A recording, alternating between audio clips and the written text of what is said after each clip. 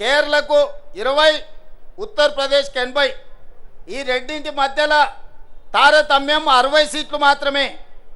రేపు కేరళ 30 అయ్యి ఉత్తరప్రదేశ్ 120 అయితే ఈ అంతరం 60 నుంచి 90కి పెరుగుద్ది.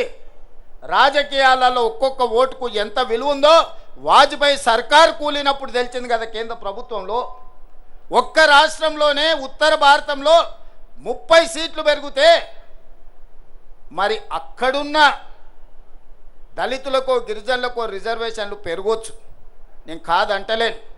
సీట్లు దక్కడం వల్ల దక్షిణాది రాష్ట్రాలలో ఉన్న దళితులకు గిరిజనులకు మహిళలకు నష్టం జరుగుతలేదా? ఇవాళ తెలంగాణలో 17 సీట్లుంటే 2 ఎస్టీలకు ఉన్నాయి, 3 ఎస్సీలకు ఉన్నాయి. ఇవి 30 సీట్లు అయితే ఎస్సీలకు 6 అవుతాయి, ఎస్టీలకు 4 అవుతాయి. కానీ అదే 25 అయితే ఇందులో తగ్గుతాయి. ఈ చిన్న లెక్క కేంద్ర ప్రభుత్వంలో మంత్రులుగా ఉన్న తెలంగాణ రాష్ట్రం నుంచి ప్రాతినిధ్యం వహిస్తున్న వాళ్లకు లెక్క తెలుస్తలేదా? ఏ లెక్కన మా కోటాను తగ్గిస్తారు? కేంద్ర ప్రభుత్వం ఇచ్చిన ఆదేశాలను అమలు చేసినందుకు, జనాభా నియంత్రణ పాటించినందుకు, ప్రభుత్వం చెప్పిన మాట విన్నందుకు దక్షిణాది రాష్ట్రాలలో ఉన్న దళితులను గిరిజనులను మహిళలకు నష్టం చేస్తారా మీరు అని నేను అడగదలుచుకున్నా. ఇవాళ ఈ ప్రాంతంలో ఎన్ని సీట్లు పెరుగుతాయి? మీ జనాభా నిష్పత్తి ప్రకారం మీకు అన్ని సీట్లు పెరుగుతాయి. ఎన్ని సీట్లు తగ్గితే అన్ని సీట్లు దళితుల గిరిజనులకు ఆటోమేటిక్గా తగ్గుతాయి, మహిళలకు ఆటోమేటిక్గా తగ్గుతాయి. ఇవాళ 17 సీట్లను 10 చేస్తే 1 ఎస్టీకి వస్తుంది, 2 ఎస్సీలకు వస్తాయి.